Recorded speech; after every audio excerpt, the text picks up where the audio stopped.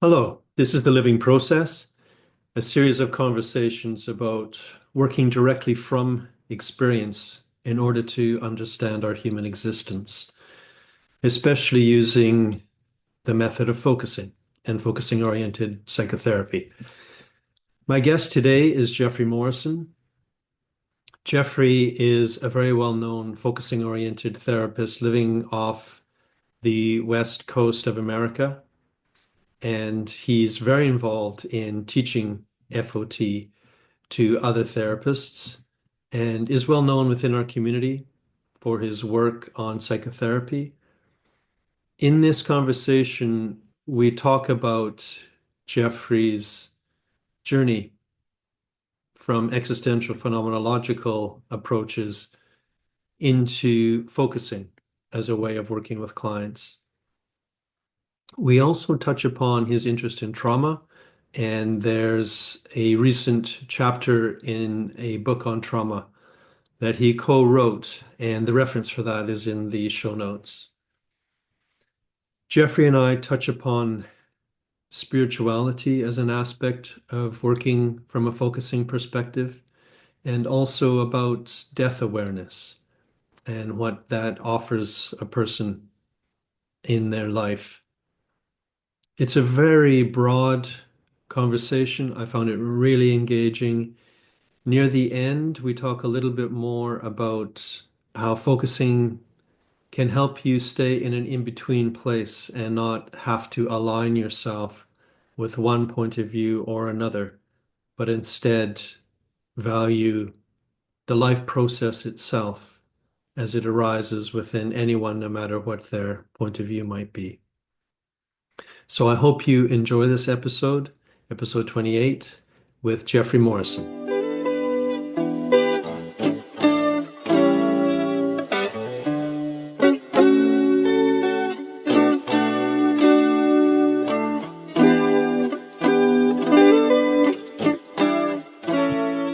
Welcome back to The Living Process, and I'm very happy to have Jeffrey Morrison as my guest this time.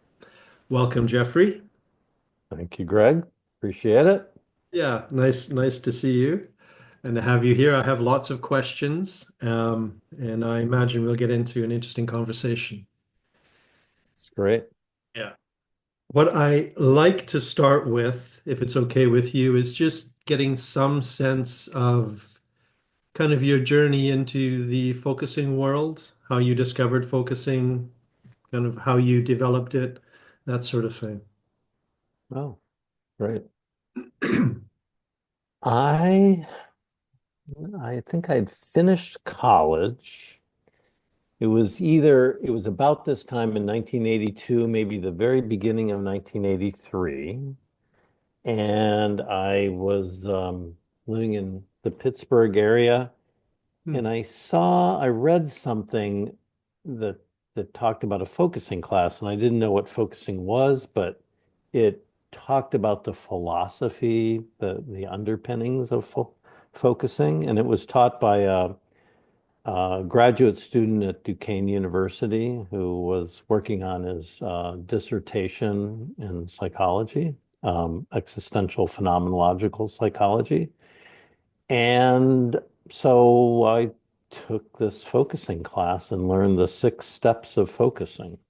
Hmm. And not only did I learn focusing, but we had some follow-up time where people he had been teaching got together and, kind of did an impromptu changes class. And then he let me know about a publication that was something like humanistic psychology programs in North America. And because I was looking for graduate programs, and the short of it is I applied and got into Seattle University, and so made it out to Seattle just a little over 40 years ago and began a master's program in the other school in the United States that offers a degree in existential phenomenological psychology. Hmm. It wasn't really until I started a private practice in 2000 that I got serious about studying focusing. I'd worked in middle schools for a number of years, and I kind of knew it as a process and a few workshops here and there, but it was before the internet. I didn't really know how one pursued studying focusing. And back in that day, it was kind of like, well, you learn the 6 steps and now you know focusing. Yeah. And but I got a focusing partner around 2000 and learned about Ann Weiser Cornell and what she was teaching. And I started studying with her in 2003. And I really appreciated that she kind of laid out kind of a series of workshops and a way you could learn and deepen the process. And went on for certification, was certified in 2006, became a coordinator in 2012 through Shirley Turcott. Um, so those two people been very instrumental in my learning. And then I would call Joan Klagsburn my focusing mentor, in that she really helped me, um, just supported me and encouraged me to develop my own training program. Hmm. And there were some things that I think she really helped fill in for me in terms of the world of focusing, and really feeling competent as a coordinator and developing a training program that was my own. And yeah, that's, I guess, the brief history. That it immediately evokes a couple of questions for me. Mhm. One is, what was it that initially attracted you to that graduate student's philosophical introduction to focusing? Ah, but- Must have been something there that. yeah, I kind of left that out, didn't I? Um, I was, see, undergraduate school, I was a philosophy and religion major. Okay. And I had several really good teachers, but my favorite was Howard Johnson. And I read in a really small little group of about two or three of us, Being in Time by Heidegger. Mhm. He was the religion teacher, but he also taught philosophy and um, e- existential philosophy. And I think, those underpinnings of understanding that life is process have been very helpful. And so, Mhm. as he would say, things are ising along. And so when there was a description that described some of the philosophical underpinnings of focusing, those were familiar to me. Heidegger and Mhm. existentialists, um, and that there was this process that helped, put me in touch with my direct experience was, I think, really the key. Something that, I mean, I'd had lots of experiences, which really led me to studying philosophy and religion.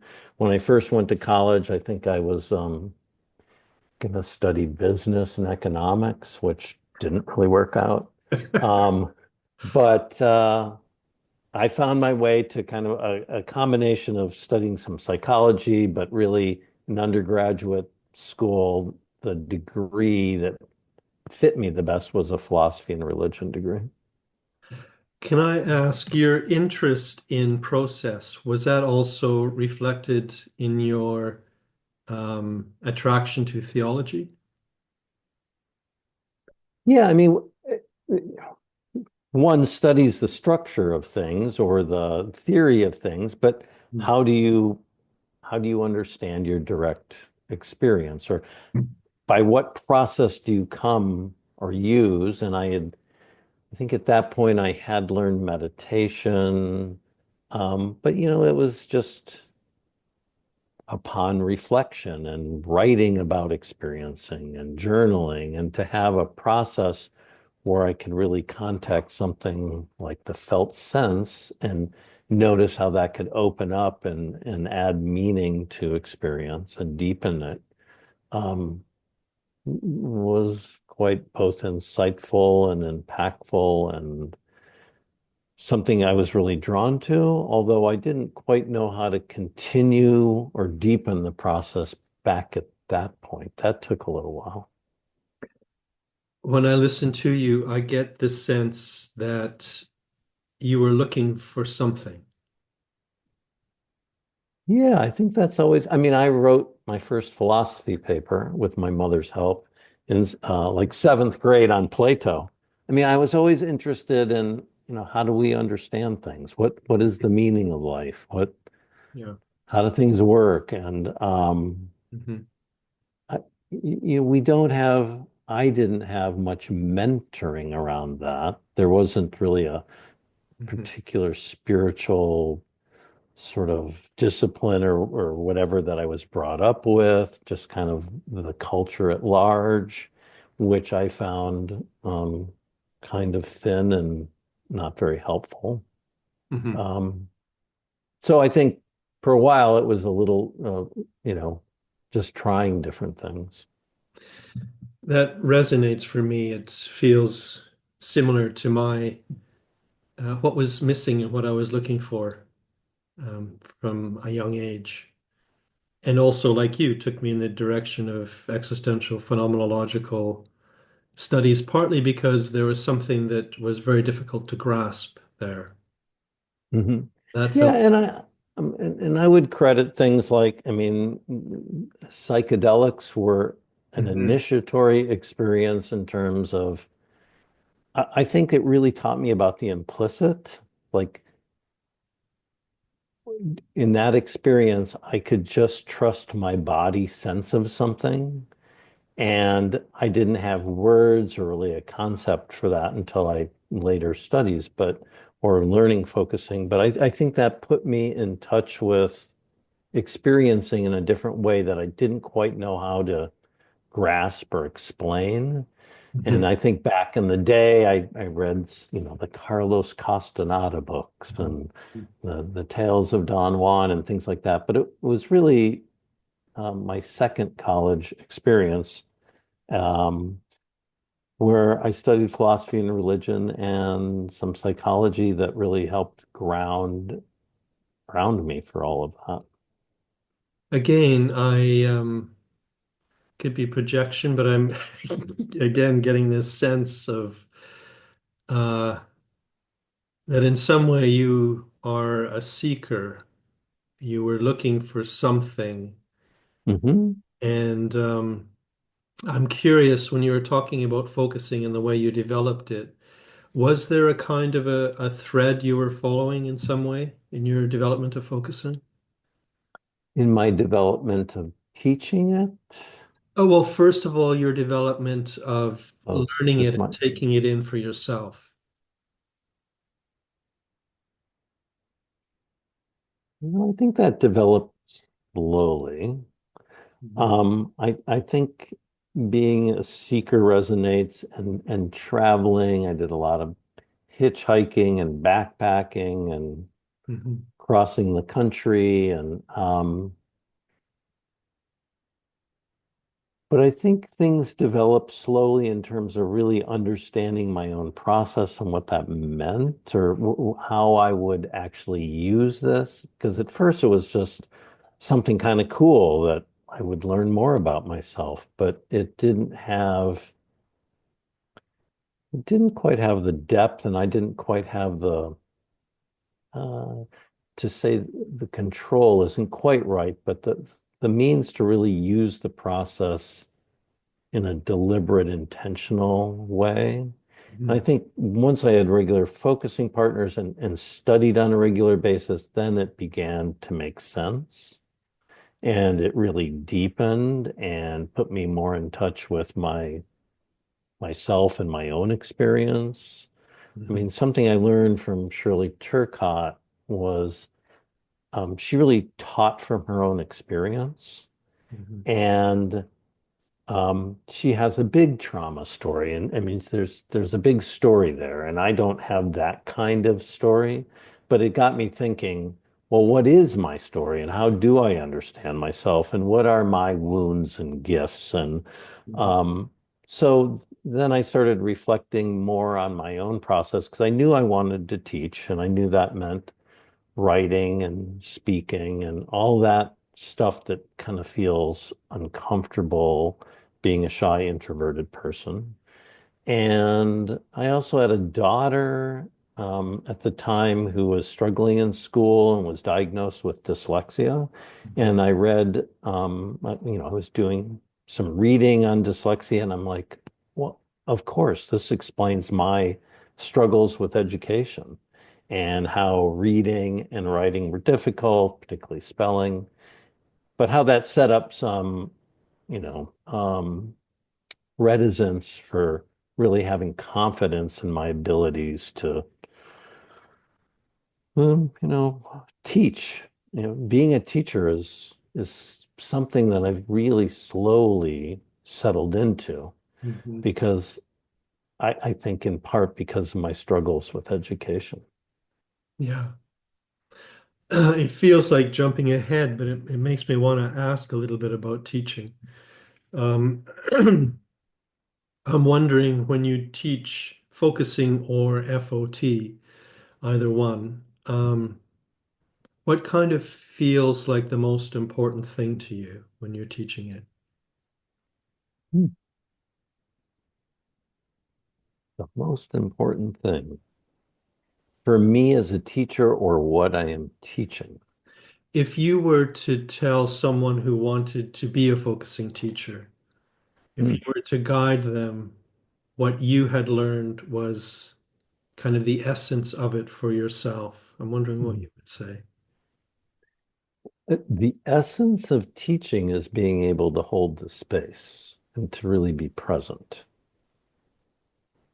And that's something that took some time for me to really grasp and feel comfortable with. That Mhm. really I'm communicating in a lot of ways. I'm communicating with how I show up and my body, so to speak. Yeah.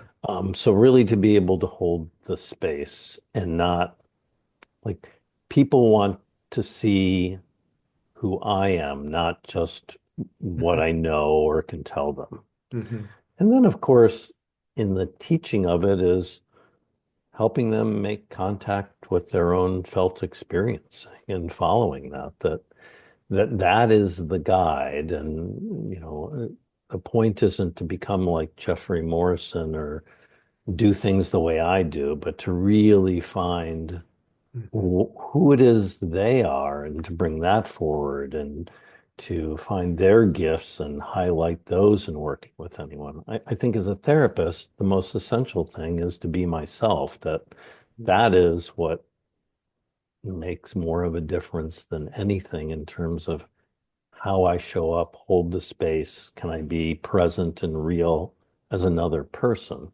Mhm. And then there's all the things we do as therapists that can be facilitative, but it's really done with that spirit of um, improvisation, being experiential, putting nothing between, really following the response of the client. Mhm. And yeah, I mean, I think those are the basic things I highlight when teaching. Yeah, I'm thinking that what you're saying is when you're teaching focusing, and maybe also when you're with a client, although there probably are differences in those two settings, that when you're teaching, you want to show the process that you're talking about. You want in some way to be it Hmm. rather than talk about some process that they go then and practice and they don't see it happening in you. Yes. So, and I think that kind of points to uh, I'm slowly reevaluating maybe how I teach a little bit. I mean, I do like, I think it's really, I like structure. Mm, I want to see that there's a structure to the process to begin with. And maybe that's kind of like Gendlin talking about instructions are a rope across the territory. And once you have the territory, you don't need the rope. So I pretty much from the beginning teach focusing as a process and give some structure, but also reading of Gendlin's work Mhm. and really being able to point to the things that I think are important, that I can show my interest in that, that I can describe those, that I can demonstrate in classes, both as the listener and the focuser. I'm very comfortable focusing in front of people and to kind of give them all of that in little bite-sized bits, and really support their working with each other so that people always have a focusing partner, which rotates. Mhm. So they're doing the process, and the more they do the process, the more we kind of work with each other in class. And I do something called coach sessions, where it's at least three students with a coach or a facilitator. So they begin to watch each other as well as, be listener and focuser. Mhm. Um, yeah, I think those are all ways that people kind of slowly absorb and learn and understand the process. Yeah, I can hear that in the way that you teach structure, it gives some kind of containment for what otherwise can seem, if you stress focusing is purely a natural process, it can be more difficult to get a hold of it unless you have some little bite-sized instructions that help people kind of find particular aspects of it as they go along. I absolutely, I learned focusing and you learn the 6 steps and now you know it. Well, I didn't really know it. Yeah. And I mean, it worked sometimes and it didn't. And I went to workshops, and as time went on, they would hand out little handouts and then little manuals about what to do when it doesn't work. And these manuals about what to do when it doesn't work kept getting longer. And so, I mean, Ann Weiser Cornell had what I would call a developmental approach to the process, and I like that. And she had manuals, Yeah. and yes, you're working. You both have structure, and you're working with the implicit, which Mhm. doesn't have a structure. It's a relating with it. It's a process, and but to have both of those was helpful. And then, as you know, once we really get this, the instructions or that structure is perhaps less important. I think it's important for learners, but as you learn yourself, that becomes less of what one spends time with. In my own teaching, first of all, I'm always shocked when people learn focusing. I think, where did you learn that from? Yeah. How did Uh-huh. that happen?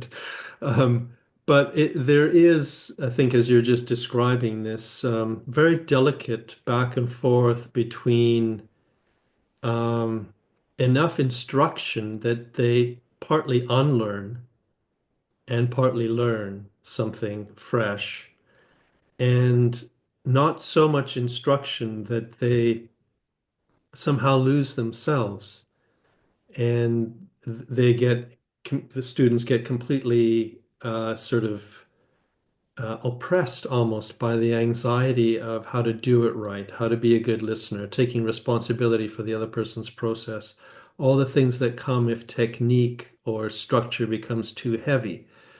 And finding that balance, I find with a process like focusing, it's there aren't a lot of processes or practices like this, I think, where that balance has to be so finely nuanced so that the person gets it and somehow doesn't lose the essence of it in the getting of it.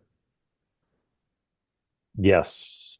Yeah, I'm just thinking of, I mean, as soon as I start teaching them and giving them some structure, I start teaching them why the structure is kind of like they already, you can go beyond the structure. Mhm. That um, I'm helping give you some, you know, uh, signs or guideposts or that rope across the territory.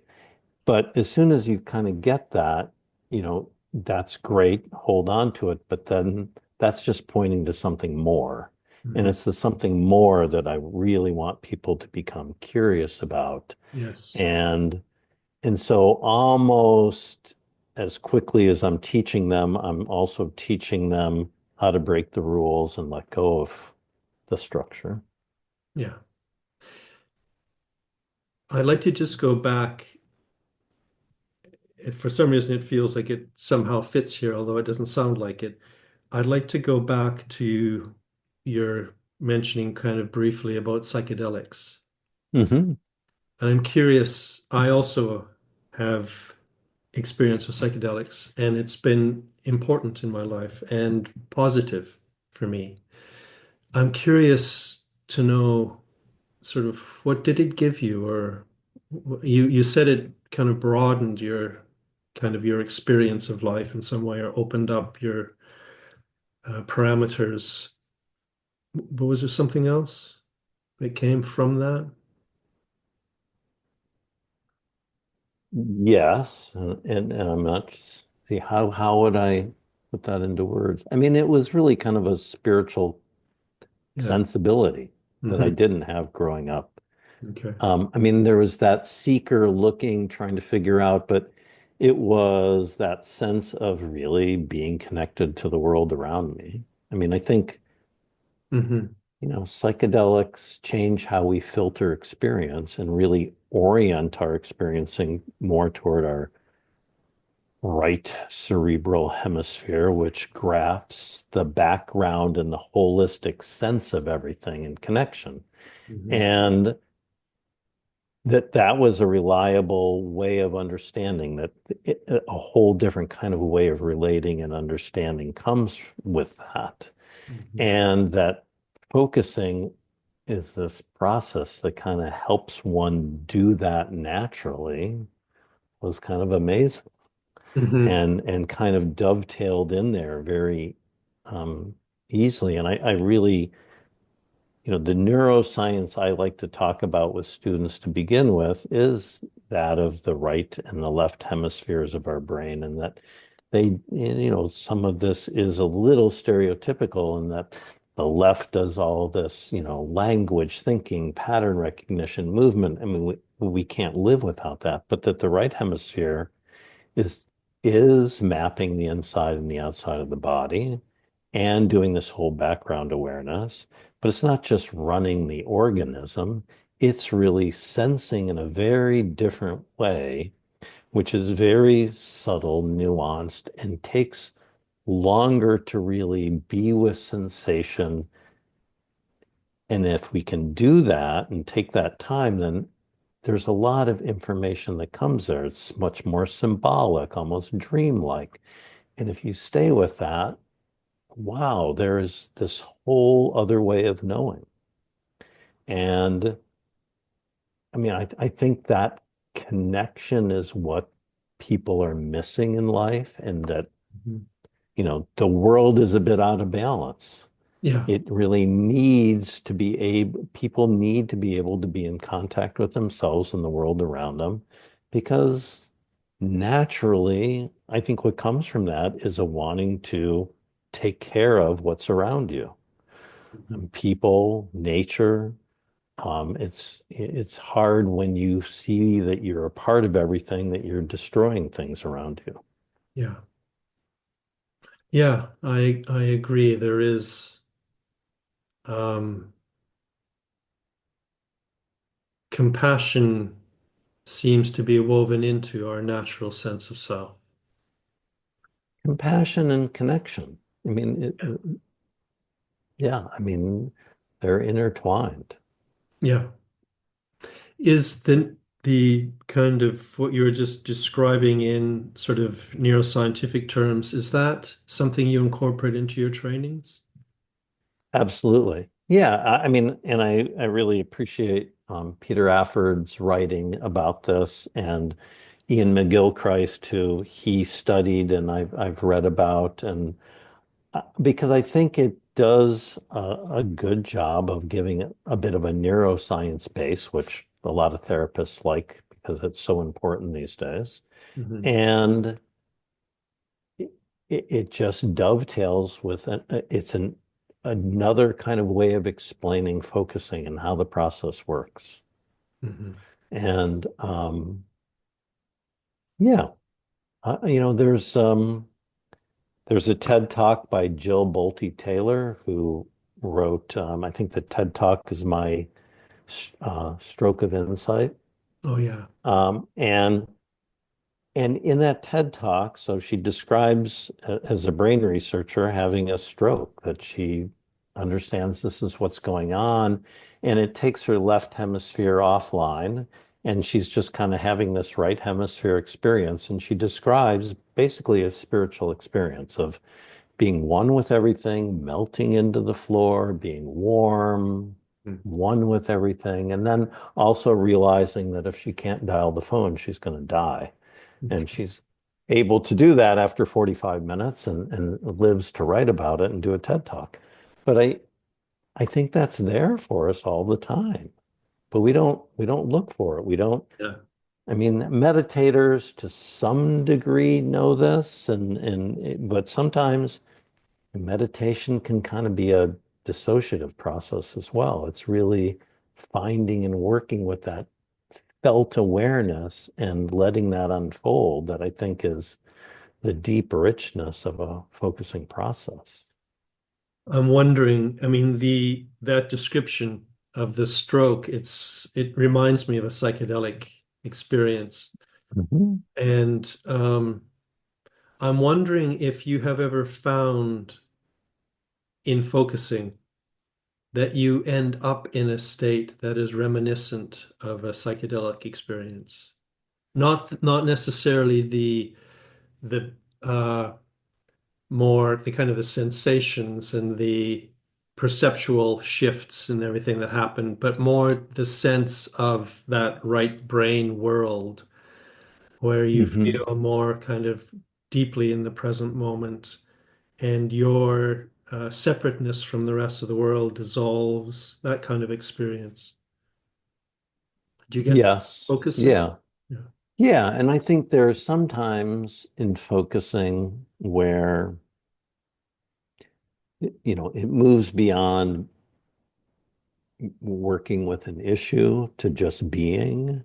Yeah, exactly. And Yeah. and I guess we could say that like fully being present. And there is a sense of what I would almost refer to as mother energy, this warm, like mom shows up, and it's just this warmth, cared for, everything's okay, Yeah. Yeah. Hmm. expansive awareness. Hmm.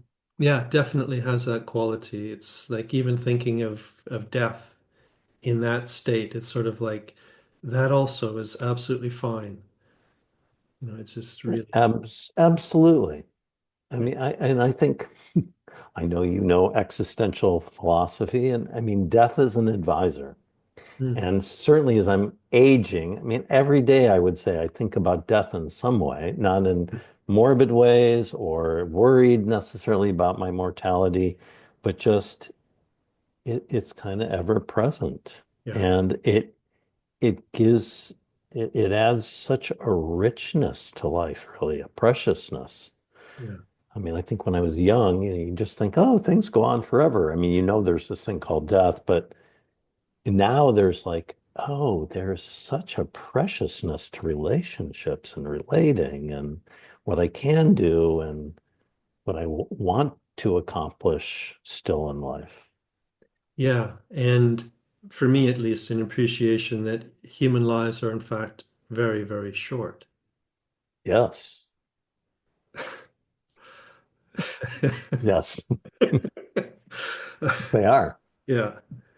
Yeah. I agree with what you said about death. For me, I think I'm at the point where I'm not only thinking a lot about death, but thinking about how to think about death.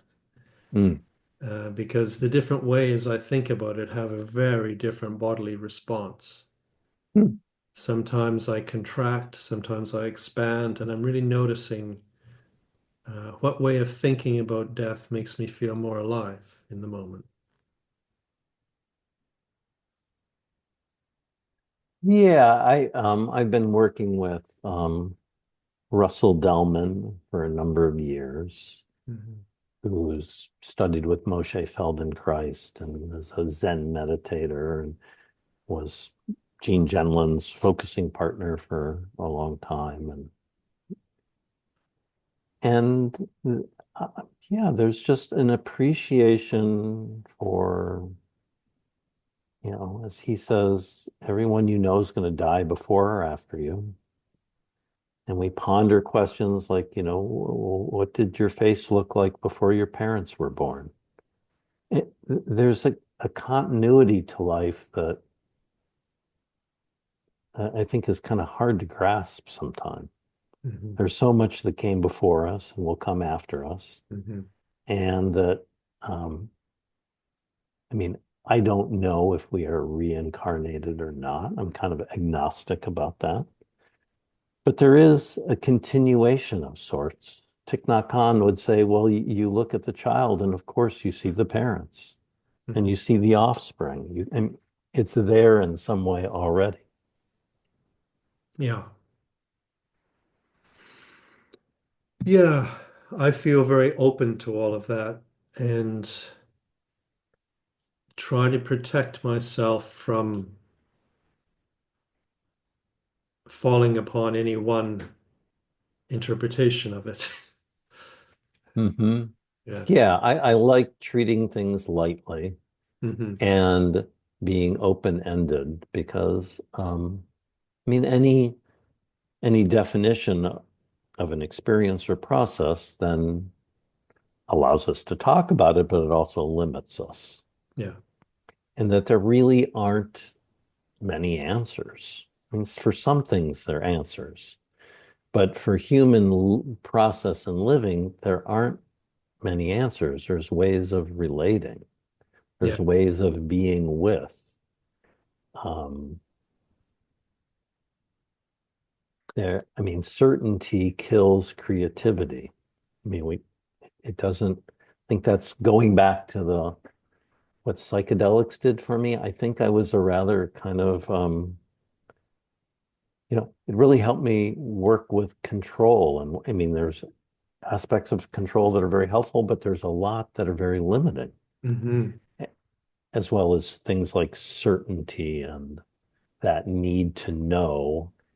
Because if you can really be on that edge of not knowing, which itself is it can trigger trauma because there's not knowing, there's instability, there's maybe a little shakiness.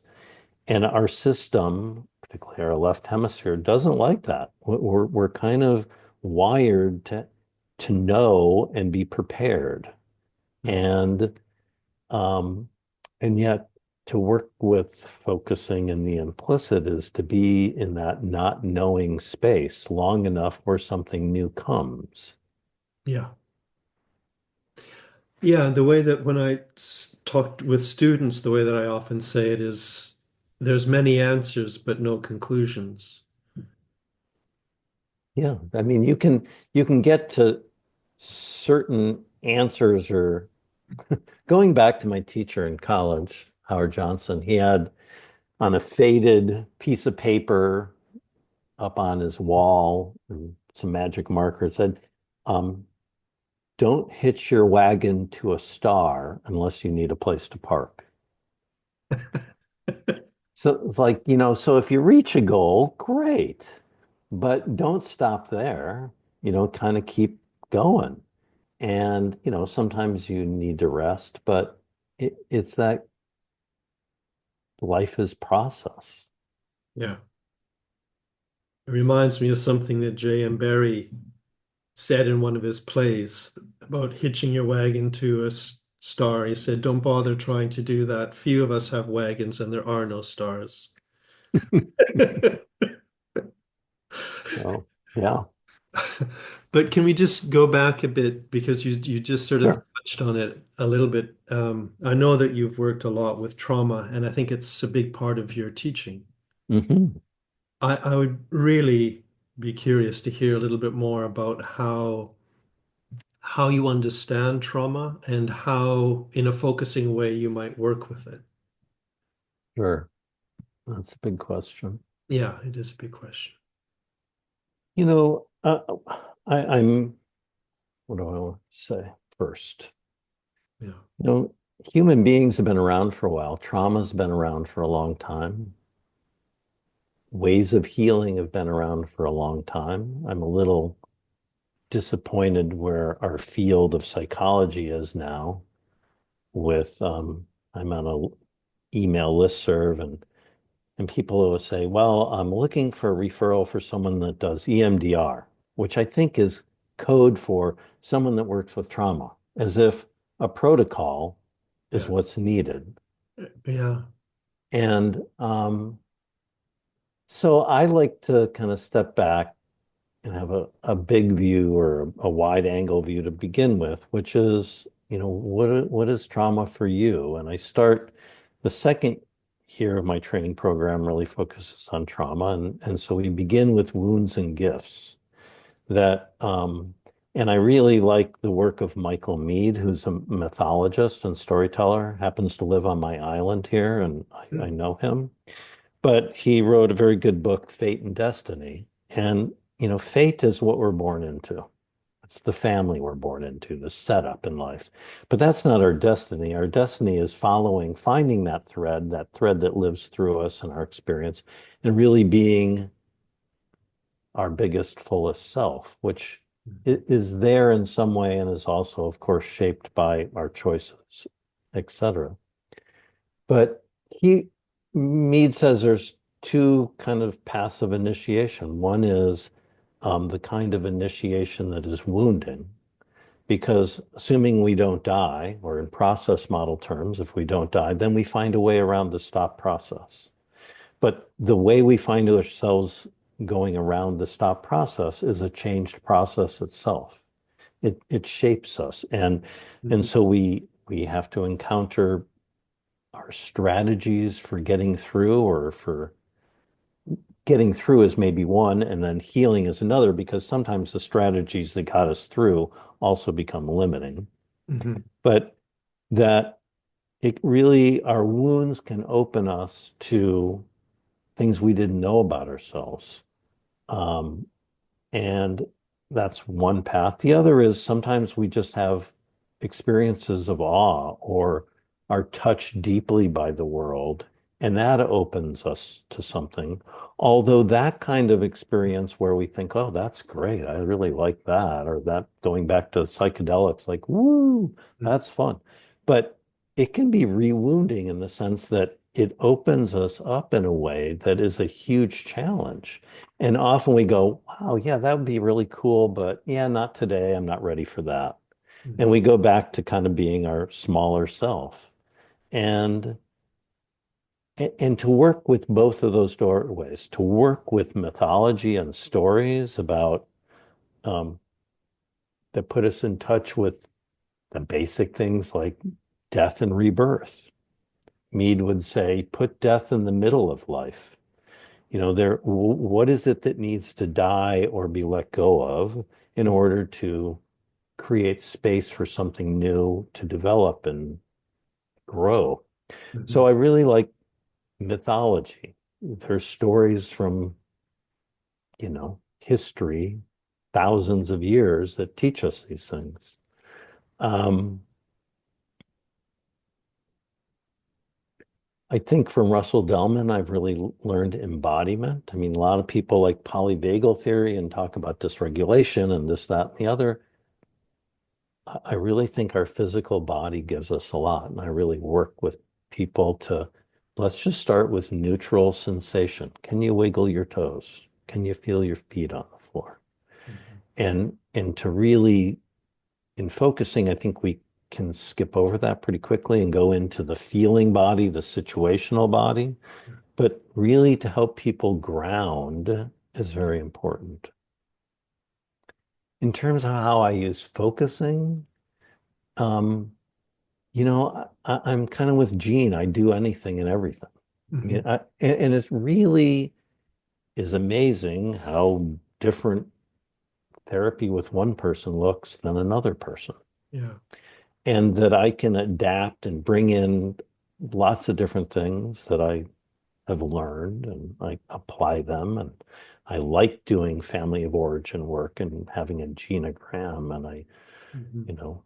like being able to get people up and move and do things. But to really help someone, and here's where I think working with trauma, it's hard to simply be client-centered. What I learned from Shirley Turcotte is it's client-centered but therapist-directed. That because trauma is speechless, you really have to guide and direct things at times. Lots of times not and very open-ended. But when someone is with something where they, are in the uncomfortable but safe zone where they can really be with and experience something, Mhm. which I think is critical. You have to have safety, Yeah. but you have to be in that really uncomfortable where you're experiencing some of the trauma. Mhm. And to have someone there and to have them just follow kind of that or be on that line where they're not falling into dysregulation or not feeling safe, Mhm. but it's not so comfortable. They're just talking about something. I want them there and I want to be able to keep them there as long as it's doable to Mhm. really experience what they can.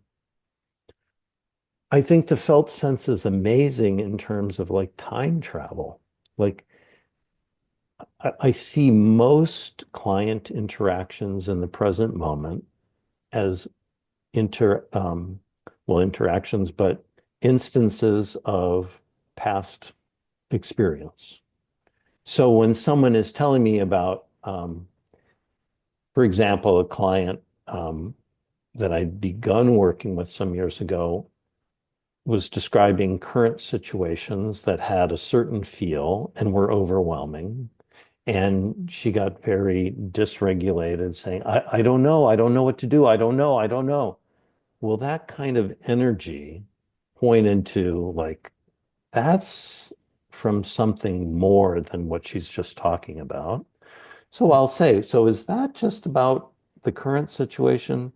Or how long have you had that kind of feeling, that kind of felt sense in your body? Oh, that goes way back. Oh, forever. I mean, people do that almost instantly. Yeah. And I mean, unless it literally is just about the current situation. And it takes us right back to times in their life that we can enter through the felt sense and work with that specific situation. Sometimes it's a bit more global of a time, a period in life, Mhm. but it really takes us to the spot that needs the attention. Yeah. You're not just going fishing for information or trying to go through everything in life. Um, but it takes us to those moments and to those memories of that really need the attention. I saw a client yesterday, and in a focusing process, something came about her father who had died years ago. And I got a text message from her this morning about how healing that was. Like she had some further experience after our session of just feeling his love. And that was so nurturing to her because she'd lost him at a young age. Yeah. So I think, yeah, I could go on, but I'll pause. Well, I mean, what I'm really, I really like what you've said, and I really get a sense of your way of working from that. Um, and also, one of the things that stands out to me is that you're not working in a way that's theoretically derived. It's not like you have some supervisor that's reminding you of what the theory said should come next, and then you're going to your client and trying to make that happen. Rather, it's experientially derived. You're noticing where there's something, there's a doorway, and you're just saying, let's sort of linger at the doorway and see where it might take us, what might be on the other side of that. It comes from their process. Their process offers something that you then are experienced enough to notice there's an offering. Yes. I mean, I guess I'm of a dual, as most of us are, understanding. I mean, I love philosophy. I love theories and understanding things. But when it comes to being a therapist, I, I I largely have not paid attention to a lot of other people. Mhm. I've really tried to pay attention to my own experiencing Yeah. and to try things with clients, of course, safely, ethically, but Mhm. I, I've wanted to be experiential. I've wanted to really sense, oh, with this person, maybe we can try this. And of course, with their consent.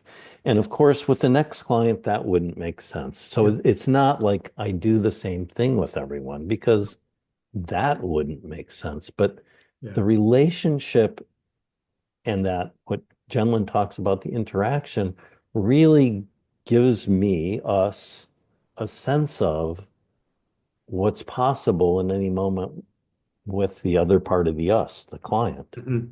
And that's where I would say I've learned a lot from Lynn Preston in terms of letting there be an us, that the client and the therapist can be changed in the process. And that's pretty special because I think most people work with the idea that, oh, I'm not going to change, but I'm changing the client. Yeah. And and there's something very limited about that. Yeah. We had a lovely discussion in one of my classes. Um, I'm lucky enough to, in my second year program, have a woman who has a son that's in my first year program. And he Okay. was mentioning something about a painting in his mother's office of um, it's two people in a little boat, a little sailboat, and it's kind of stormy. And so I brought it up with his mom, and she showed us in class this painting. But it really depicts these two people are in this little boat, this kind of stormy weather, and they're just kind of noticing each other. It's like you're in the same boat together and Mhm. you're going to be changed by the process. And if you can be open to that, it just brings so much more into how you work with someone. Yeah. I mean, so much of our work is relational and filling things in. And so if I can really bring myself in and work in that relational manner, I think I'm much more open to what's missing for the client and helping them kind of find that in a way that our work helps to fill in missing interactions that perhaps were stopped in childhood or Mhm. didn't occur or whatever. Yeah, definitely. I agree with that. As I'm listening to you, I'm thinking, but there is, and I don't normally want to take this point of view, but I find myself taking it now, Good. is that in that boat, um, there is an equality because it's two human beings in process with one another. And there's also a distinction because, and this is what I feel less certain about saying, but I think it's true of you, but you can correct me if I'm wrong, um, is one of the people in the boat, the one that we're calling the therapist in this case, uh, hopefully, from my point of view, hasn't taken on working with other people as a profession, but is instead has said in some way to themselves, this is my way of living. There is something about life itself that I can't forget that I'm alive long enough to have some other kind of career. The fact that I'm alive is my career. And there's something about that openness and sort of being that inquisitive and the practice and the constant learning and unlearning involved in that kind of a life. That then means when you're in interaction with someone else, it's a really different, hopefully, a different immediately before even anything is offered.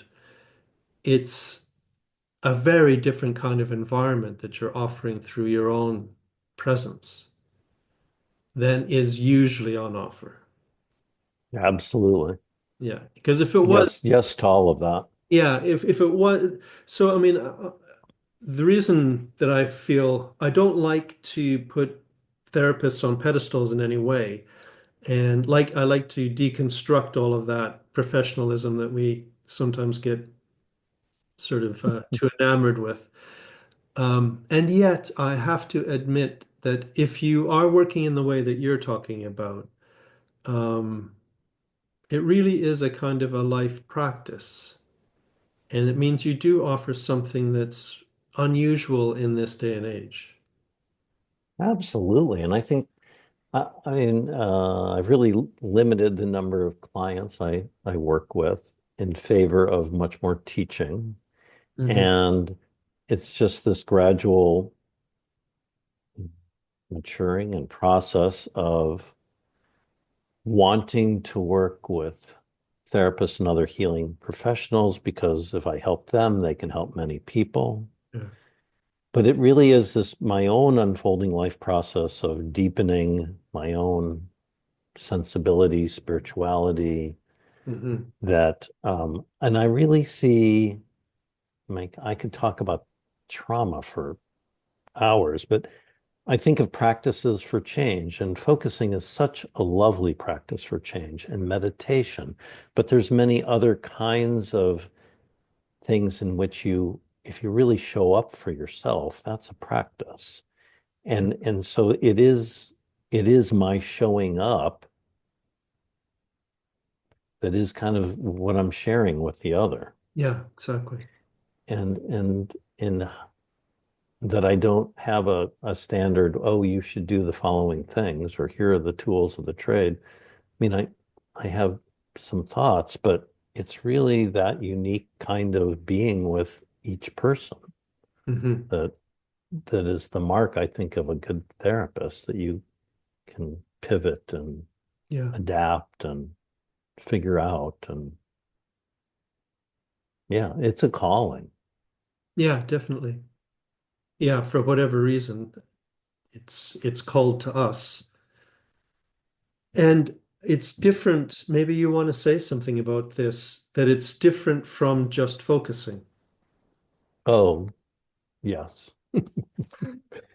Um, well, yeah, that, from Gendlin, from looking at therapy, figured out, I mean, at first he didn't think he could teach something called focusing. And it took a while. And students kind of kept saying, well, this kind of way you want us to be with experience, can you say more about it? And so he did create focusing and steps, but it really came from the experience itself. And and we have this lovely thing called focusing that can be a taught process, but and I think it's important to teach that to therapists, and I do that in my training program, but then how are you going to use it? I mean, maybe Gene's, one of my favorite quotes is focusing and. Yeah. Like he would say, don't make a methodology out of focusing. Certainly I wouldn't want to just think that you're supposed to take a structured way of doing focusing and just drop it into therapy and call that focusing oriented therapy, which I think some people try to do. And I Yes. don't think that's very helpful. So if I can really embody focusing and then really work relationally with someone, I'll even step back. I mean, most people don't do listening very well. And listening is so connecting and is a self-experiential. And that's where the kind of felt senses they'll start to surface and we'll start to sense them because that connection allows it to start happening. Hmm. And that's where I can then point because I'm really watching people's bodies. It's like, oh, something just came there. Hmm. Can we just be with that? Or the client who's trying to describe something and gets frustrated and says, oh, I don't know, or I can't figure that out. That's great because you do know this, this, and this. And right there, something you couldn't find words. Let's just be there. And it's that kind of teaching and that way of being with someone that I think is beyond the steps of learning something Yeah. and the doorway into the experiential process. And that, you know, each person is going to need me to say that a little differently to them or work with kind of their sensibility Yeah. so that they feel safe and can find that. Yeah. That is so That- true. It's just like with every client, every student that wants to learn this approach needs to learn it in a very different way. And will hear only some of the things that you say. Mhm. And I found, and I work with quite a few focusers in therapy and have, and I find sometimes depending on kind of their relationship with focusing or how they've learned it, they kind of get stuck with it's supposed to be a certain way, or Hmm. there's a certain process that's supposed to happen, or what part is this, and I have to understand and label the part for, and it's like it's just energy. Just be with something, leave it open-ended, sense it and sense its direction or how it's wanting to unfold. And because you know, people can kind of get stuck thinking it's supposed to occur in a certain way. Hmm. Yeah, it's really, as I listen to you, I'm just thinking to myself, how do you teach that? Because one of the things I think you're saying is actually it becomes very, um, I'm tempted to say it becomes a natural part of the person's relating. Hmm. And it's something like tuning into that invisible, unseen self that is trying to emerge, somehow really getting a very palpable sense of what that part of the person needs to have heard or needs to be said or whatever it is that's responding right to that in the client rather than to the client that's paying you and looking at you. In some way, it's a different client that you're sort of, if you can find a way to teach that tuning in, then I'm hoping it doesn't come with quite as much scaffolding around it. Hmm. Yeah, I mean, I think as you're saying that, I think of Gendlin's article, The Client's Client, and he Yeah. says, the client sitting before us is kind of a bad therapist, or Yes. they're criticizing themselves, they're blaming themselves, they're Yeah. suppressing things. Yeah. But there's that inner client that wants to speak up. Hmm. And that's the one we're responding to, or we want to at least make some of our responses directly to that. Yeah, exactly. And as we work with the client sitting in front of us, they will pick up on that. They will begin to relate a little differently to the one in there that's speaking up. And over time, that brings change. Yeah, it's like they piggyback on the therapist's care for that part of themselves until they can finally feel it directly. Yes, yes, Yeah. yep. Yeah. Um, I wanted to just ask, I'm aware of time, so I just wanted to, well, there's a couple of things I'd like to ask still. One is whether you have any kind of vision for how you would like to see focusing oriented therapy develop in the world or in the world of therapy, or what you would see would be a next step that you would be happy about. Um, yeah, that's a great question. Um, one is, and as we have talked, I think, and as we are working on creating a association for focusing oriented therapists. Mhm. And I think that gives us a little more identity and a little more encouragement for us to um, do research and write and talk about how we see focusing oriented therapy. Hmm. Um, and maybe we can develop some common, I mean, in the world of focusing and focusing oriented therapy, we each have to kind of reinvent our own wheel in terms of teaching. And I dare say the word structure, but I bet there's some common ways we can talk about teaching focusing oriented therapy that would be helpful so that people can maybe more easily find it and learn it and teachers can teach it. Yeah. Um, so there's maybe the structure piece. Um, and I hope we don't lose track of really some of the I think critical things that Gendlin has written about. Um, that we can really get that there can be more written. I think I would like to write more about,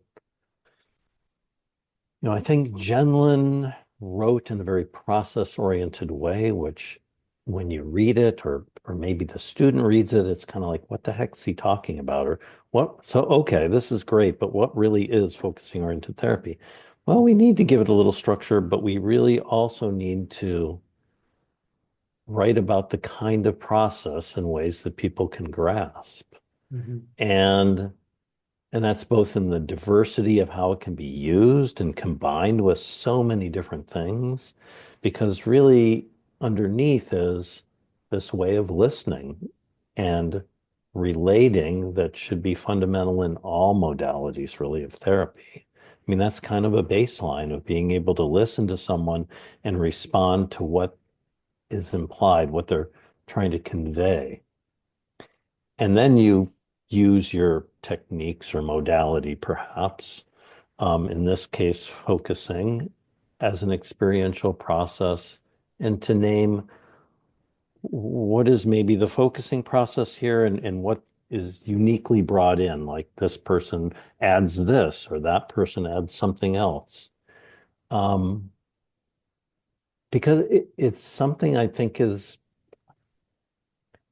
and I think maybe one of the things we haven't really named and worked with is that it is, psychotherapy, the psyche, it's a spiritual process and practice, really, and not as in a religious or structured in that way, but that it really puts people in touch with who they are and who they are becoming, and that destiny piece of being our biggest self. I mean, Gendlin says therapy exists for the one in there, the Hmm. that becoming more yourself. And I see the general milieu out there as being kind of reductionistic and very protocol driven. And um, yeah, so I would hope that we can offer ways of going beyond that.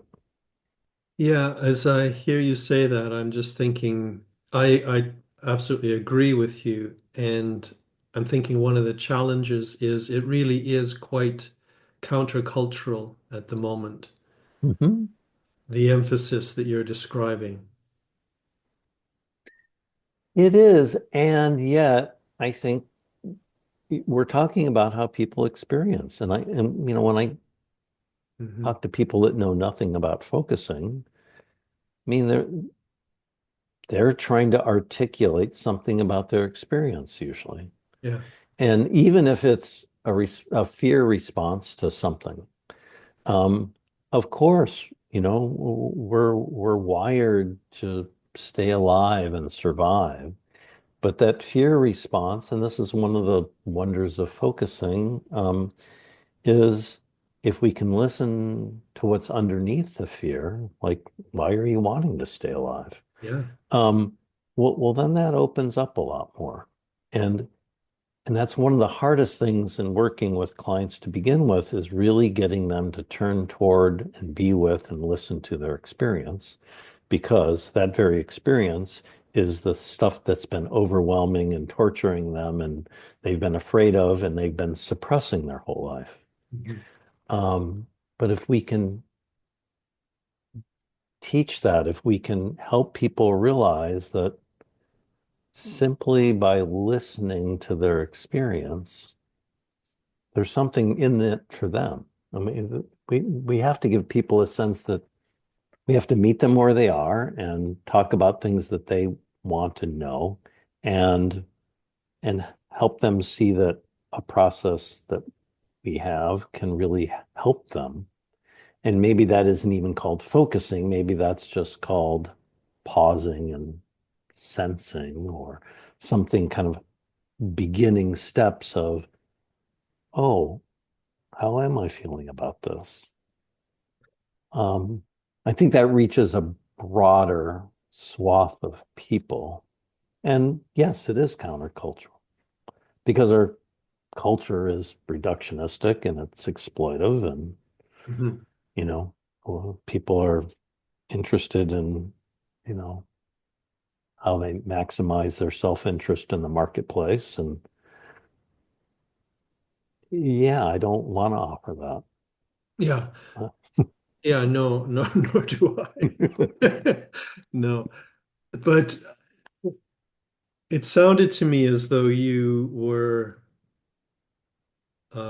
describing three different avenues upon which, I mean, they don't need to be distinct, but different avenues that we could go down as FOTs. One is to broaden the appeal of this approach by calling it something like pausing and listening. It doesn't have to be confined within a therapeutic dyad or something. It can be broader than that. It can be brought into your life in all sorts of ways. That's more like focusing itself, I'm thinking. Hmm.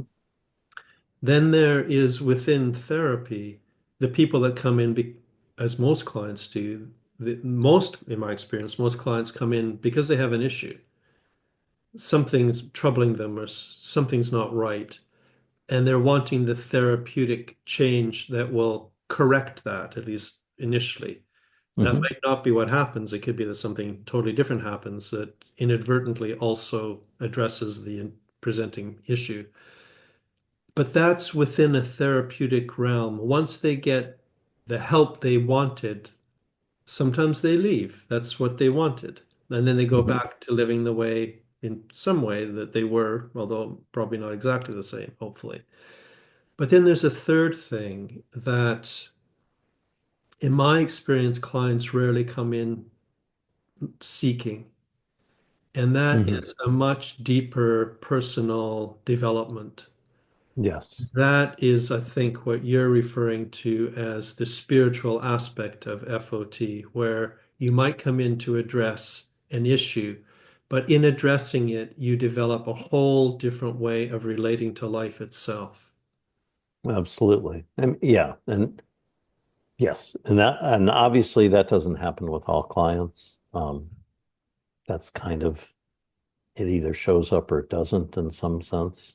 Yeah, And or there's those that you begin to open things and they realize that that's a possibility.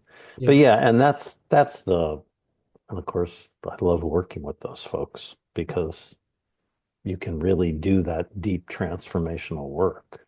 And as you were saying earlier, it also helps us develop ourselves. Yeah, I mean it's renewing for me to work with someone going through that because Yeah, um exactly.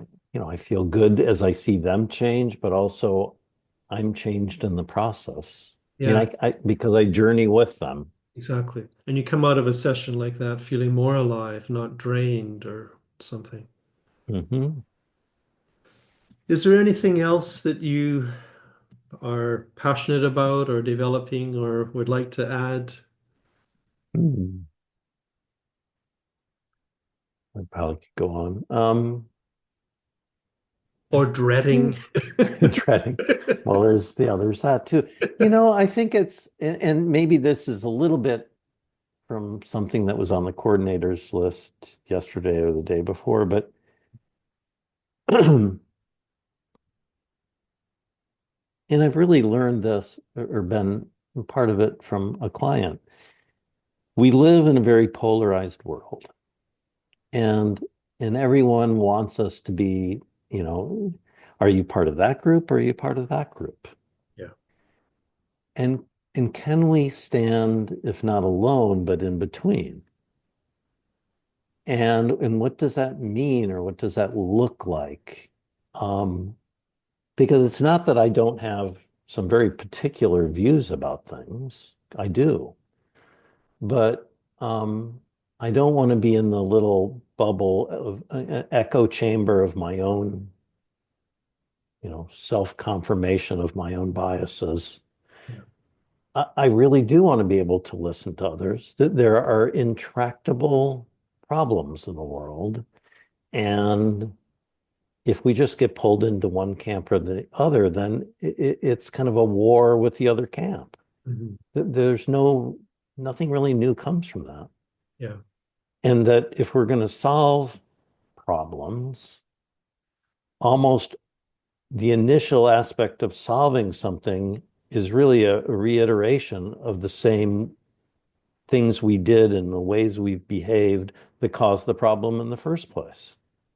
And the only way out of that is to be in some middle position. The you know the yes, no, right, wrong way of looking at things doesn't offer any freedom. Mhm. And so we need to feel safe. We need to feel embodied. If we're embodied, we can feel present. If we can be present, we can have the freedom to make non-habitual choices. And so I hope everything from the Institute itself, but us as focusers and individuals, that we can really work to stand in the middle. I don't have a other way of really saying that, but we hold out for further possibilities as opposed to a simple choice that cancels out someone else's perspective. Yeah. I am totally with you on that, and I feel very relieved to hear you say that because years ago, I got involved with activism, and I thought, wouldn't it be wonderful if, as therapists, we became activists and sort of tried to change the world, not just our clients. And then when it started to happen, I thought, oh no, this is awful because it's like, as therapists or as focusers, if all we can do is jump into one camp or another, just like everyone else, what is the point of being a therapist or being a focuser if we can't offer the world something different? So I love the way you articulated that in-between place that in a sense is non-aligned and thereby more fully engaged. That to me offers some kind of hope, and I appreciate that. I'll just add a little piece. November 5th was my birthday. Oh, The election in the US did not go as I had hoped. yeah. I didn't even, I found out about the results in the morning because I went to bed early. And I think I just, put my phone down, came out here, meditated. And my son, who's in graduate school, he's at Yale studying environmental management. He has a part-time job working in a greenhouse where they're studying plants. And he sent a picture. It was a sunny day. The greenhouse was all sort of lit up. Mhm. And he just said, the plants are happy this morning. Mhm. I mean, life goes on. Yeah, exactly. There's more than elections Yeah. or this faction or that. And if our allegiance is to life, Yes. that's very different than allegiance to a political party or an ideology, or it has to be a certain way. I love that. And our allegiance to the life in each person on either side. Yes. I mean, because life is life, and that yes, it has to be to life. Hmm. with a big capital L. Yes, whatever that is. Mhm. Yeah. The living process. Yes. And on that note, thank you very much. I I feel better off having had this conversation. Thank you. Thank you, Greg. Very much appreciate it. And it's good getting to know you doing things like this. Yeah, thank you. Mhm. Okay, until next time. Okay. Enjoy your dinner. Yes, enjoy your breakfast. Bye for now. Bye-bye.